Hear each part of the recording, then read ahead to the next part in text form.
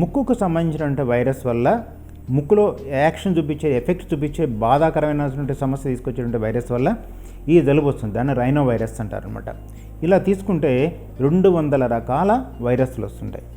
మరి జలుబు పిల్లల్లో ఎన్నిసార్లు వస్తుంది, పెద్దల్లో ఎన్నిసార్లు వస్తుంది, ఎప్పుడు దీని గురించి మనం పట్టించుకోవాల్సిన అవసరం లేదు, ఎప్పుడు డాక్టర్ అవసరం అవుతుంది, మరి ఈ జలుబుకి ఇప్పుడు వచ్చినటువంటి కరోనా వైరస్కి ఇప్పుడు వచ్చినటువంటి ఇంకా ఒమిక్రాన్ వైరస్కి ఏమైనా సంబంధాలు ఉన్నాయా, ఎలా కనుగొనాలి ఏంటి అనేది చాలా ముఖ్యమైన విషయం అన్నమాట.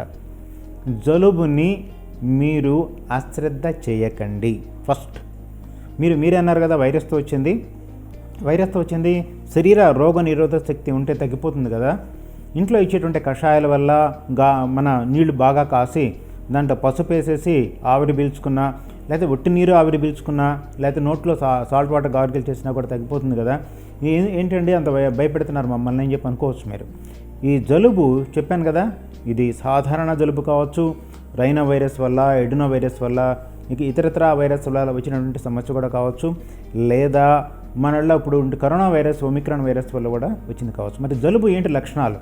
ఒకటి ముక్కు కారటం, కళ్ళు ఎర్రబడటం, తర్వాత ముక్కు దిబ్బడ, తర్వాత ముక్కులోంచి చీమీడు రావటం, అది నీరులాగా రావచ్చు, ఒక్కోసారి పసుపచ్చ రంగులో కూడా రావచ్చు, తర్వాత తలనొప్పి, తర్వాత గొంతులో గరగర అంటారు, లేదా గొంతులో ఒక విధమైనటువంటి నొప్పి. ఈ సమస్యలు సాధారణంగా వచ్చేటువంటి జలుబు. మీరు చల్లగాలికి ఎక్స్పోజ్ కావద్దు, తర్వాత ఫ్యాన్ కింద పడుకోవద్దు. ఏసీ వాడే పని అయితే 26 లేకపోతే 27 పెట్టుకొని పడుకోండి. అది కూడా ఏసీ గాలి డైరెక్ట్గా మీకు తగిలేట్టుగా పెట్టుకోవద్దు. ఏదో ఉప్పు నీళ్ళు చక్కగా 2-3 సార్లు నోరు కుక్కలించి చూసేస్తే గొంతులో ఉంటుంటే గరగరపోతుంది, అది కరెక్టే, అలా చేయండి.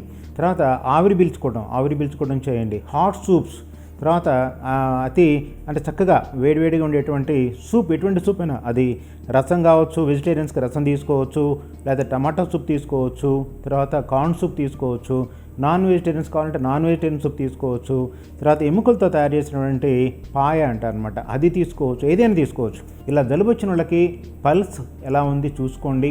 తర్వాత విటమిన్ సి తీసుకోండి, లేకపోతే విటమిన్ సి తీసుకొని ట్యాబ్లెట్ తీసుకోవడం ఇష్టం లేని వాళ్ళు చక్కగా నిమ్మరసం తీసుకోండి.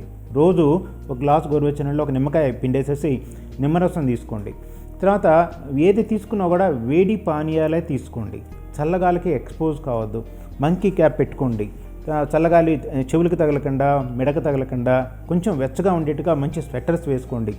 ఈ జలుబు ఎప్పుడు వస్తుంది అంటే చలికాలంలో వస్తుంది అనే ఫీలింగ్ ఉంటుంది. ఏంటంటే సెప్టెంబర్ మాసం నుంచి మే మాసం వరకు ఈ జలుబు వస్తూనే ఉంటుంది. పిల్లలకి 2-3 దఫాలు ఈ సాధారణ జలుబు, అతి సాధారణంగా వైరస్ వల్ల ఇచ్చేటువంటి జలుబు వచ్చిపోతుంది.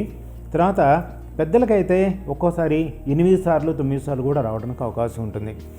బాగా ఈ విటమిన్ సి ఎక్కువ ఉండేటువంటి ఫ్రూట్స్, నారింజకాయ తీసుకోవచ్చు, బత్తాకాయ తీసుకోవచ్చు, యాపిల్స్ తీసుకోవచ్చు, బొప్పాయి తీసుకోవచ్చు, ఆకుకూరలు తీసుకోవచ్చు. వీటన్నిటిలో కూడా విటమిన్ సి ఎక్కువ ఉంటుంది. ఇవన్నీ కూడా రోగ నిరోధక శక్తి పెంచుతుంది. ఈ జలుబు కూడా తగ్గేట్టుగా చేస్తుంది అన్నమాట.